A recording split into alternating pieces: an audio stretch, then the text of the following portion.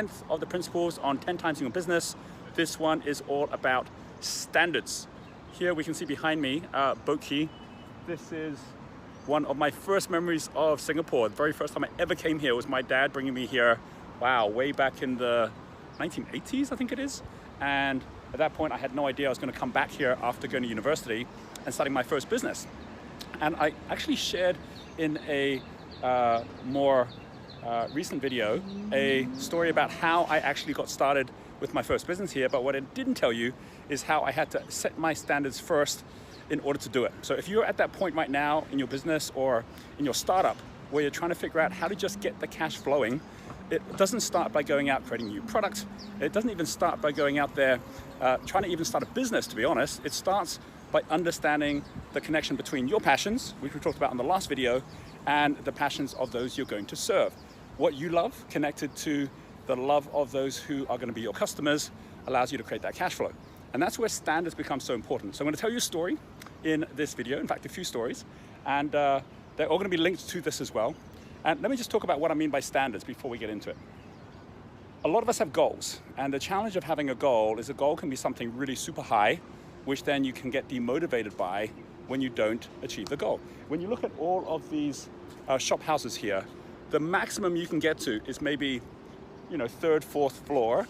And that's what happens when you have small goals. It's kind of like, it's what you're going to reach for. So goals are what you reach for. You go for bigger goals, like these big buildings over here. You can have 60th floor, totally different view. And it's about actually setting yourself a higher goal. But the challenge is, if you're starting at ground zero, it can be demotivating to think you've got to climb 60 stories to actually get to your goal as well. So what's the difference of a goal, which is something you reach for, and a standard? A standard is something that you settle for. It's where your feet are as opposed to where your arms are reaching. It can feel great going for goals, but if you don't have standards that are growing, then you're always going to be on the ground floor. So you start raising your standards so you can get to the first floor or the second floor or the third floor, and you realize that those who reach higher goals do it simply because they've got high standards. So if you say a standard is what I settle for, and I settle for watching TV every night, or I settle for saying I can't get it done, or I settle for procrastinating. These are all standards which you'd expect at the bottom floor. If you, on the other hand, say I'm no longer going to settle for just watching TV every night, I'm actually going to start investing my time in building a business or connecting to the right people. Or I'm no longer going to settle for being the person who thinks they can't do it. I'm going to now become the person where I'm going to settle for a higher standard, where I'm going to say not only can I do it, I'm going to get around other people who believe I can do it as well.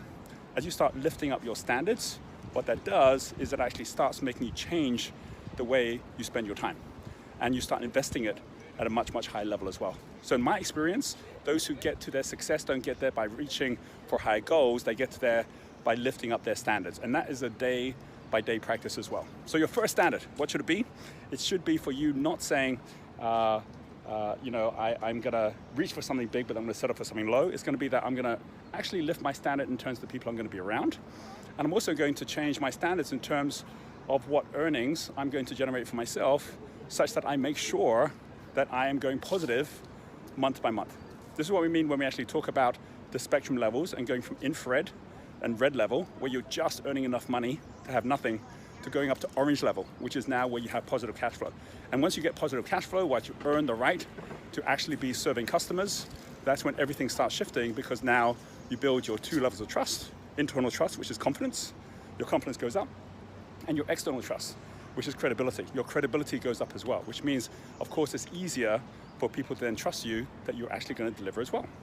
So here are a couple of stories. My first story is about me personally and my first journey here in Singapore. When I came here, I didn't start just straight away by building a business, because I came to Singapore in 1997 and realized, holy cow, I can't actually even stay here unless I get myself a work permit.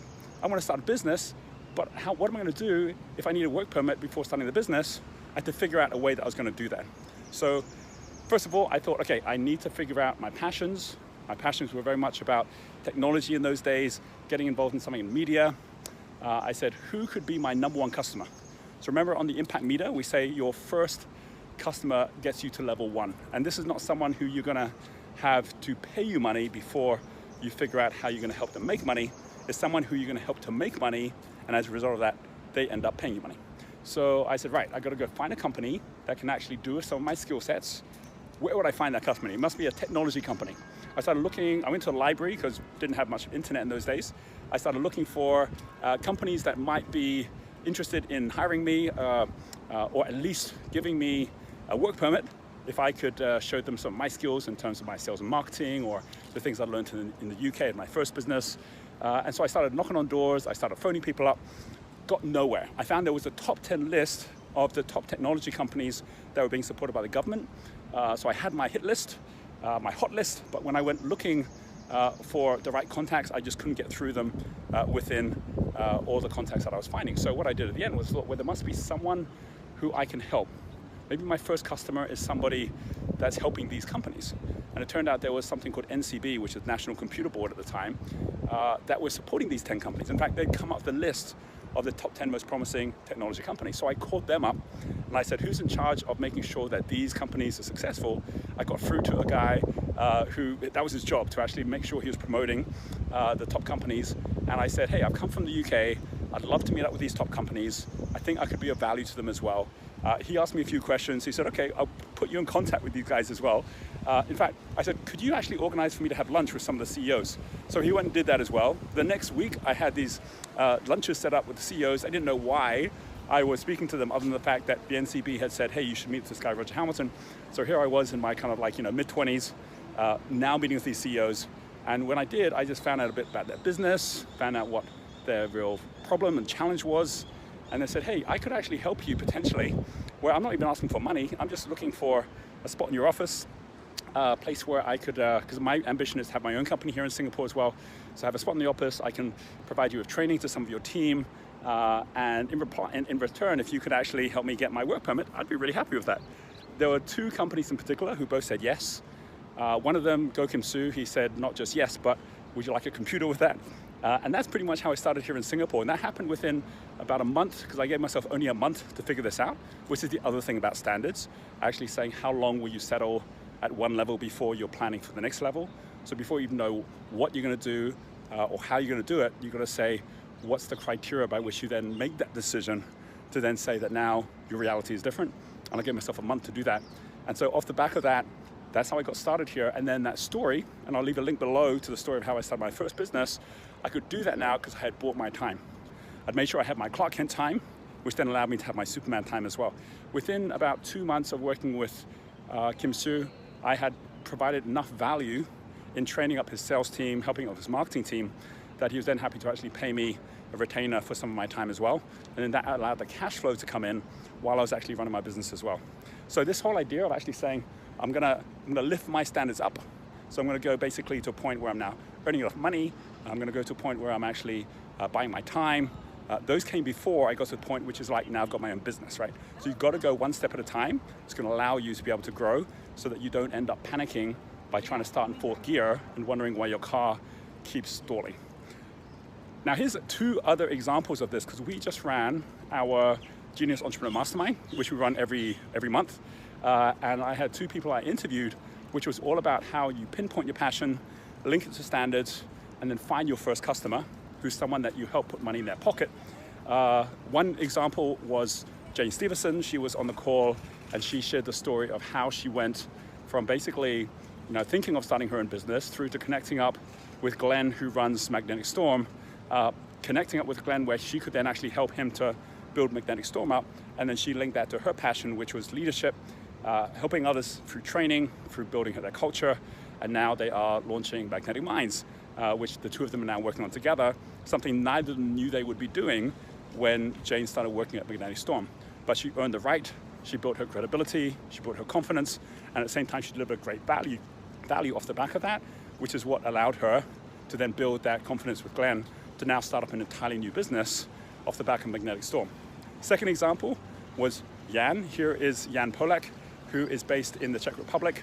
And Jan was sharing his story of how he actually got started by connecting up with us and with using talent dynamics, wealth dynamics within the Czech Republic and Slovakia.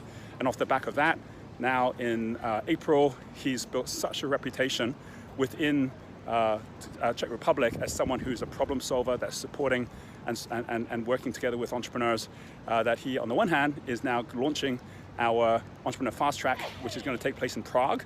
So first time I've ever been in Prague, and I'll be doing a video from there. And secondly, as a result of the partnerships that he created, I'm also going to be speaking with Deepak Chopra at an event that's going to be taking place in Prague as well. And all of this is a result of him deciding, before I go out and start my own business, I want to make sure that I can be of value to others so that I can help them to build their flow. And this is the most important thing. Think about standards a little bit like playing a game. Once you know your game, like football, your game. So do you want to play in the local regional leagues? Do you want to play at the World Cup level?